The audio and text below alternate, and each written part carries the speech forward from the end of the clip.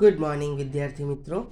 આજે આપણે ધોરણ 4માં ગુજરાતી વિષયમાં પાઠ 13 પંખીઓએ પાણી પાયું.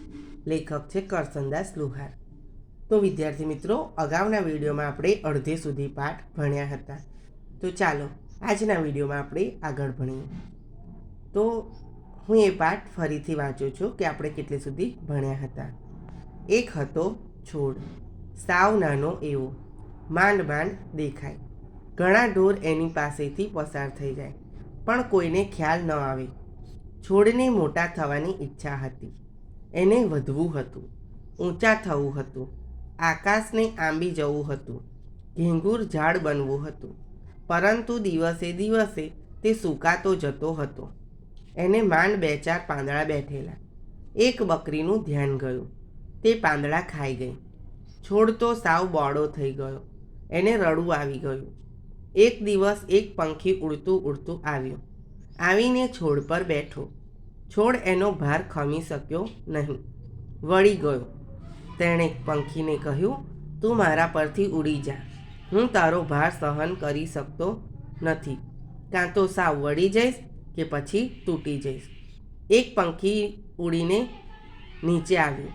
છોડની સામે બેઠું. એણે છોડને પૂછ્યું, તું કેમ સાવ દુબળો પાતળો અને નીચો છે? તારામાં લીલાશ કેમ નથી? તારા પાંદડા ક્યાં ગયા? તો વિદ્યાર્થી મિત્રો, આટલે સુધી આપણે ભણ્યા હતા. તો ચાલો આજના વિડીયોમાં આપણે આગળ ભણીએ. છોડને આજ સુધી કોઈએ આવું પૂછ્યું ન હતું. છોડને આજ સુધી કોઈએ આવું પૂછ્યું ન હતું. કોઈ પણ વ્યક્તિ હોય કે પશુ પંખી હોય, એ છોડની બાજુમાંથી પસાર થઈ જતા હતા. કોઈ તેને જોતું પણ ન હતું. હજી હું નાનો છું. ઘણા દિવસ થઈ ગયા પણ હું વધી શક્યો નથી. છોડે જવાબ આપ્યો પંખીને કે હજુ હું નાનો છું. ઘણા દિવસ થઈ ગયા પણ હું વધી શક્યો નથી. કેટલાય દિવસથી તરસ્યો છું. છોડે શું કીધું કે હજી હું નાનો છું, ઘણા દિવસથી થઈ ગયા પણ હજુ હું વધી શક્યો નથી અને કેટલાય દિવસથી તરસ્યો છું. મારા મૂળ પાણી વિના અકળાઈ રહ્યા છે. જુઓ, છોડ શું કહે છે પંખીને કે મારા મૂળ પાણી વિના અકળાઈ રહ્યા છે. મને કોઈ પાણી પાતું નથી. મારા 2-4 પાંદડા હતા તે પણ એક બકરી ખાઈ ગઈ. છોડ એવું કહે છે કે મારા મૂળ પાણી વિના અકળાઈ રહ્યા છે. તમને ખબર છે વિદ્યાર્થી મિત્રો કે આપણને પાણી ના મળે તો આપણે કેવું અકળાઈ જઈએ છીએ? પાણી વગર ચાલે આપણને? ન ચાલે. તો છોડ પણ શું છે? સજીવ છે. તો એને પણ પાણી જોઈએ. તો એ પાણી વિના અકળાઈ ગયું હતું એના મૂળ. અને એની પર જે 2-4 પાંદડા હતા એ પણ એક બકરી આવીને ખાઈ ગઈ. છોડ પર પંખીને દયા આવી. તે ઉડ્યું. દૂર એક તળાવ હતું, ત્યાં પહોંચ્યું. એણે પોતાની નાનકડી ચાંચમાં એકાદ ટીપું પાણી લીધું. પછી ઉડતું ઉડતું છોડ પાસે આવ્યું. ચાંચમાંનું પાણીનું ટીપું છોડના મૂળમાં ઠાલવી દીધું. જુઓ, છોડ પર પંખીને દયા આવી. પંખી આવી વાત કરી એટલે છોડ પર પંખીને દયા આવી. એટલે પંખી તો ઉડ્યું અને દૂર એક તળાવ હતું ત્યાં પહોંચી ગયું. અને એણે પોતાની નાનકડી ચાંચમાં એકાદ ટીપું પાણીનું ભરી લીધું અને ઉડતું ઉડતું પાછું છોડ પર આવ્યું. અને ચાંચમાંનું પાણી જે ટીપું લાવ્યું હતું એ મૂળમાં ઠાલવી દીધું. પણ છોડને કંઈ અસર ન થઈ. એક ટીપા પાણીથી શું વળે? હવે છોડ તો નાનો હતો પણ એના મૂળ તો અંદર હોય ને, તો એક ટીપું પાણી રેડે તો જમીનને અસર થાય? ના થાય. તો એને એક ટીપાથી કશી અસર થઈ નહીં. લાંબા સમયની તરસ હતી. પંખી બધી વાત સમજી ગયો ને ત્યાંથી પાછું ઉડ્યું. જુઓ, કેટલાય વખતથી એ તરસ્યું હતું. એની જમીનમાં જે હતા મૂળ એટલે એક ટીપા પાણીથી શું થાય? એટલે પંખી, અને એ તો પાછું લાંબા સમયથી, ઘણા સમયથી તરસ્યું હતું. એટલે પંખી એની વાત સમજી ગયું અને ત્યાંથી પાછું ઉડ્યું.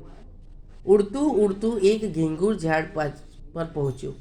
ઉડતું ઉડતું એક ઘેંઘૂર ઝાડ પર પહોંચ્યું. ઘેંઘૂર એટલે ગાઢ ઝાડ હતું તેની પર પહોંચ્યું.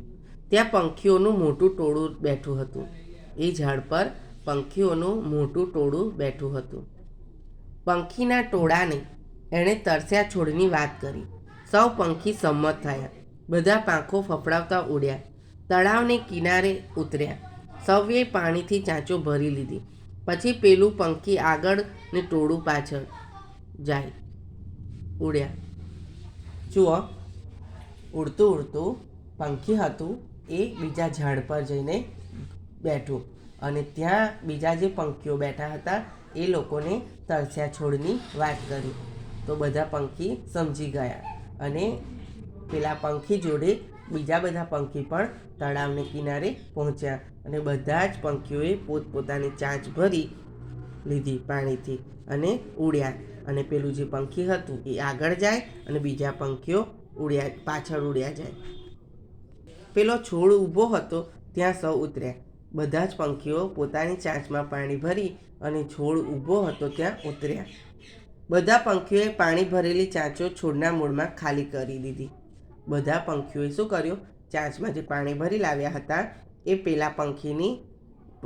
પેલા છોડની મૂળમાં ઠાલવી દીધા. આવા 10-15 ફેરા કર્યા ને છોડના મૂળને બરાબર પાણી મળ્યું. આવું કેટલી વખત કર્યું? તો 10-15 વખત બધા જ પંખીઓ ચાંચમાં પાણી ભરી લાવે અને છોડના મૂળમાં પાણી નાખી દે. આવું કરવાથી એના મૂળને બરાબર પાણી મળ્યું. એની લાંબા વખતની તરસ છીપાઈ. છોડને ઓડકાર આવ્યો. જુઓ, એ કેટલાય વખતથી તરસ્યું હતું એટલે આટલું બધું પાણી મળ્યું એટલે ધરાઈ ગયું. ઓડકાર એટલે પેટનો વાયુ મોંમાંથી નીકળતો થયો. ડકારો અને ઓહિયો કહેવાય તે. આ રીતે આપણે ધરાઈ જઈએ છીએ તો બોલે છે ને ડકાર, એ રીતે પંખી જે છોડ હતો એની મૂળમાં પાણી મળ્યું તો એને પણ ઓડકાર આવ્યો. તો વિદ્યાર્થી મિત્રો, આજે આપણે આટલી સુધી પાઠ ભણીશું. Okay, thank you.